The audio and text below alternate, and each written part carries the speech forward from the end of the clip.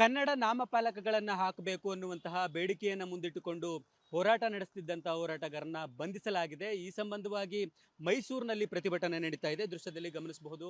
ಕಾವೇರಿ ಕ್ರಿಯಾ ಸಮಿತಿಯ ನೇತೃತ್ವದಲ್ಲಿ ಪ್ರತಿಭಟನೆಯನ್ನ ನಡೆಸಲಾಗ್ತಾ ಇದೆ. ಯಾವುದೇ ಕಾರಣಕ್ಕೂ ಕನ್ನಡ ಪರ ಹೋರಾಟಗಾರರನ್ನ ಬಂಧಿಸುವ ಮೂಲಕವಾಗಿ ಹೋರಾಟವನ್ನ ಹತ್ತಿಕ್ಕುವ ಕೆಲಸವನ್ನ ರಾಜ್ಯ ಸರ್ಕಾರ ಮಾಡಬಾರದು ಅನ್ನುವಂತಹ ಆಗ್ರಹವನ್ನ ಮುಂದಿಟ್ಟುಕೊಂಡು ಪ್ರತಿಭಟನೆಯನ್ನ ಮಾಡಲಾಗ್ತಿದೆ. ಈ ಬಗ್ಗೆ ಪ್ರತಿಭಟನಾಕಾರರನ್ನ ಮಾತಾಡ್ಸೋಣ. ಸರ್, ನಿಮ್ಮ ಡಿಮಾಂಡ್ ಏನು?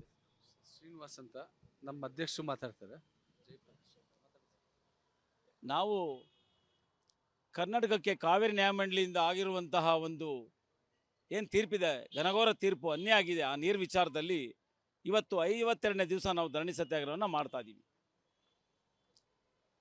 3 ಸಲ ಕಾವೇರಿ ನ್ಯಾಯಮಂಡಳಿ ಸಭೆ ಸೇರಿದ್ರು ಕೂಡ 3 ಬಾರಿನೂ ಕೂಡ ತಮಿಳುನಾಡು ನೀರು ಬಿಡಿ ಅಂತ, ಡ್ಯಾಮಲ್ಲಿ ನೀರು ಇಲ್ಲದೇ ಇರೋ ನೀರು ಬಿಡಿ ಅನ್ನುವಂಥ ಏನು ಘನಘೋರ ತೀರ್ಪು, ಮಾರಕವಾದಂಥ ತೀರ್ಪನ್ನ ಕರ್ನಾಟಕ ರಾಜ್ಯಕ್ಕೆ ಅನ್ಯಾಯ ಆಗುವಂಥ ತೀರ್ಪು ನೀಡಿದೆ. ಅದ್ರ ವಿರುದ್ಧ ನಾವು 52ನೇ ದಿವಸ ಇಲ್ಲಿ ಧರಣಿ ನಡೆಸ್ತಾ ಇದ್ದೀವಿ. ಇದೇ ಸಂದರ್ಭದಲ್ಲಿ ನಿನ್ನೆ ಏನು ರಕ್ಷಣಾ ವೇದಿಕೆಯ ಹೋರಾಟಗಾರರು ಕನ್ನಡ ನಾಮಫಲಕ ಎಲ್ಲೆಲ್ಲಿಲ್ಲ ಅಲ್ಲಿ ಇಂಗ್ಲೀಷ್, ಸಂಪೂರ್ಣವಾಗಿ ಇಂಗ್ಲೀಷ್ ಇರುವಂಥ ನಾಮಫಲಕಗಳನ್ನು ತೆರವುಗೊಳಿಸುವಂಥ ಸಂದರ್ಭದಲ್ಲಿ ಸರ್ಕಾರ ಅವ್ರ ವಿರುದ್ಧ ಸುಳ್ಳು ಪೊಲೀಸರ ಮೇಲೆ ಹಲ್ಲೆ ಮಾಡಿದ್ದಾರೆ ಅಂತೇಳಿ ಸುಳ್ಳು ಒಂದು ಹೇಳಿಕೆಯನ್ನು ನೀಡಿ ಅವ್ರ ವಿರುದ್ಧ FIR ಹಾಕಿ ಅವ್ರನ್ನ ಬಂಧಿಸಿರೋದು ಖಂಡನೀಯ. ನಮ್ಮ ಕಾವೇರಿ ಕ್ರಿಯಾ ಸಮಿತಿ ಇದನ್ನು ಖಂಡಿಸುತ್ತೆ, ಈ ಸರ್ಕಾರದ ನಿಲುವನ್ನು.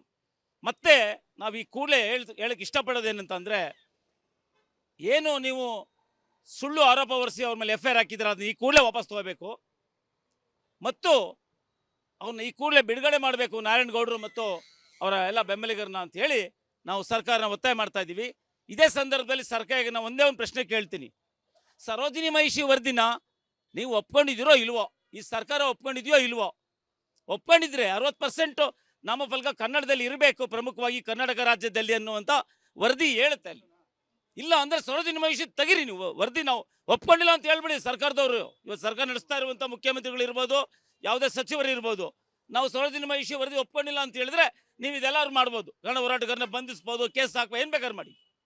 ನೀವು ಮಾಡದೇ ಇರೋ ಕೆಲಸ ನೀವು ಮಾಡಬೇಕಾಗಿರೋದು ಸರೋಜಿನಿ ಮಹಿಷಿ ವರದಿಯಲ್ಲಿ ಏನಿದೆ ಅದನ್ನು ಅನುಷ್ಠಾನಕ್ಕೆ ತರಬೇಕಾಗಿತ್ತು.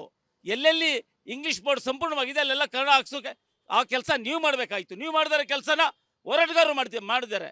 ಅವ್ರು ಮಾಡ್ತಾ ಇರೋದು ತಪ್ಪು ಅಂತೇಳಿ ನೀವು ಅವ್ರ ವಿರುದ್ಧ FIR ಹಾಕಿ ಬಂಧಿಸಿರೋದು ಖಂಡನೀಯ, ಖಂಡನೀಯ, ಖಂಡನೀಯ.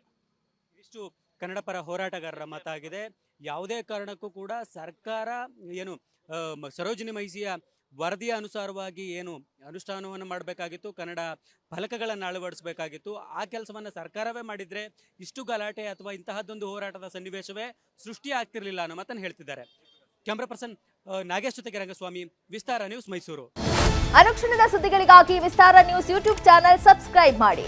ಹೊಸ ಸುದ್ದಿಗಳ ನೋಟಿಫಿಕೇಶನ್ಗಾಗಿ ಬೆಲ್ ಐಕಾನ್ ಕ್ಲಿಕ್ ಮಾಡಿ. ಲೇಟೆಸ್ಟ್ ಅಪ್ಡೇಟ್ಸ್ಗಾಗಿ www.vistaranews.com ವೆಬ್ಸೈಟ್ಗೆ ವಿಸಿಟ್ ಮಾಡಿ. ಅಂಗೈಯಲ್ಲೇ ಜಗತ್ತಿನ ಸುದ್ದಿ ತಿಳಿಯಲು ವಿಸ್ತಾರ ನ್ಯೂಸ್ ಕನ್ನಡ ಆಪ್ ಡೌನ್ಲೋಡ್ ಮಾಡಿ.